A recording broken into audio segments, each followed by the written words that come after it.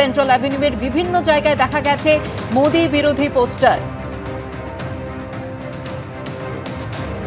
বাগুইআটিতেও দেখা গেছে এই একই হোর্ডিং এর ছবি। প্রধানমন্ত্রীর ব্রিগেড সমাবেশ আর তার আগের রাতে শহর জুড়ে গো ব্যাক মোদি লেখা হোর্ডিং দেখা গেল। বিস্তারিত জানবো, আবির দত্ত আমাদের প্রতিনিধি রয়েছেন আমাদের সঙ্গে সরাসরি। আবির, কে বা কারাই হোর্ডিং দিয়েছে, তা কি লেখা রয়েছে পোস্টারে? দেখো, তোমাকে জানিয়ে রাখি, আজকে সকাল থেকেই স্থানীয়রা বা যারা এখানে আশেপাশে থাকেন তারাই দেখতে পাচ্ছেন আমরা দাঁড়িয়ে রয়েছি ধর্মতলায়। একদিকে যেমন একের পর এক বিজেপির কর্মী সমর্থকদের নিয়ে বিভিন্ন বাস যাচ্ছে ব্রিগেডের দিকে, অন্যদিকে অনেকেই আছে যারা ছোট ছোট মিছিল করে যাচ্ছেন। এবং তার সাথে আমরা যেটা দেখছি যে সেন্ট্রাল এভিনিউ থেকে ধর্মতলা পর্যন্ত বিভিন্ন জায়গায় এই ধরনের পোস্টার এবং বড় বড় ব্যানার বা হোর্ডিং সেগুলো লাগানো রয়েছে, যেখানে স্পষ্টত লেখা বাংলার মর্যাদা নিয়ে রাজনীতি চলবে না, হ্যাশট্যাগ বয়কট বিজেপি, এবং বিজেপির যে প্রতীক রয়েছে সে প্রতীকে কাটা চিহ্ন। কিন্তু এই পোস্টার বা ব্যানার কারা এখানে দিয়েছেন সেটা কিন্তু নির্দিষ্ট প্রচার কাজের তরফ থেকে সেটা কিন্তু লেখা নেই। একদিকে যেমন এই ছবি, আরেকদিকে সারা কলকাতার বিভিন্ন জায়গাতেই এই ব্রিগেড চলো বলে কিন্তু নরেন্দ্র মোদীর ছবি দিয়ে বিজেপির তরফ থেকে এখানে পোস্টার যেমন লাগানো হয়েছে, তার পাশেই একটা করে এই ধরনের পোস্টার দেখা যাচ্ছে সেন্ট্রাল এভিনিউ থেকে ঠিক ধর্মতলা আসার পুরো রাস্তায়। এবং কোনো জায়গাতে বড় হোর্ডিং, কোনো জায়গাতে এরকম ছোট ব্যানার এই ধরনের কিন্তু প্রচার করা হয়েছে, কিন্তু সেই প্রচারে কারোর নাম লেখা নেই।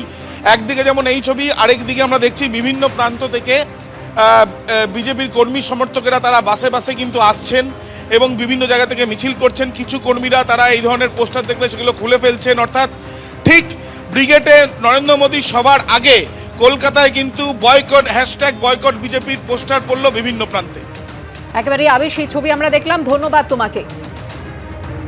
আর এই শহর জুড়ে পোস্টার পড়া নিয়ে দিলীপ ঘোষ কি জানিয়েছেন দেখুন। টিএমসি সত্যি সত্যি ভয় পেয়েছে, এবার বোঝা যাচ্ছে। এতদিন মুখে বলতো, এদিক ওদিক করতো, যত ইলেকশন এগিয়ে আসছে টেনশন বাড়ছে, মাথাও কাজ করছে না। আর এটা হচ্ছে ওই ভয়ের সূচক যে বিজেপিকে সত্যি সত্যি ভয় পাচ্ছে ওরা।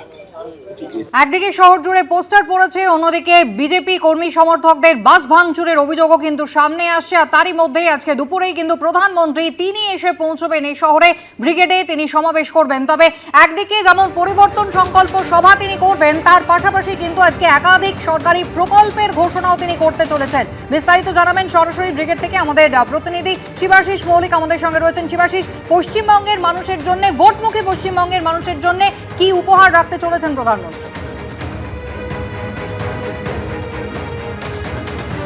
একদমই তাই। দেখো, শুরুতেই তোমায় বলে রাখি যে পরিবর্তন সংকল্প সভা গত বছর অর্থাৎ 2025-এর 29শে মে আলিপুরদুয়ার থেকে শুরু করেছেন নরেন্দ্র মোদী। এবং তাহেরপুরের সভাকেও যদি ধরা হয় তাহলে এর আগে 6টি পরিবর্তন সংকল্প সভা করেছেন নরেন্দ্র মোদী। প্রতিবারই তার এই রাজনৈতিক সভার আগে সেই মাঠেই আরেকটি প্রশাসনিক মঞ্চ করা হয়। প্রশাসনিক সভা থেকে কয়েক হাজার কোটি টাকার কেন্দ্রীয় প্রকল্প এ রাজ্যের জন্য ঘোষণা করেন নরেন্দ্র মোদী। এবারেও সেই ট্র্যাডিশন মেনে একেবারে মূল যে রাজনৈতিক মঞ্চ, ভগবান শাহকে আমি দেখাতে বলবো, তার থেকে একটু দূরে এই যে সাদা যে হ্যাঙ্গার, সাদা যে তুমি দেখতে পাচ্ছ যে সাদা একটি হ্যাঙ্গার রয়েছে, এবং সেই হ্যাঙ্গারে কিন্তু প্রশাসনিক মঞ্চ করা হয়েছে, যেখান থেকে আনুমানিক 18,600 কোটি টাকার কেন্দ্রীয় প্রকল্প ভোটমুখী বঙ্গে আজকে নিয়ে আসছেন প্রধানমন্ত্রী নরেন্দ্র মোদী।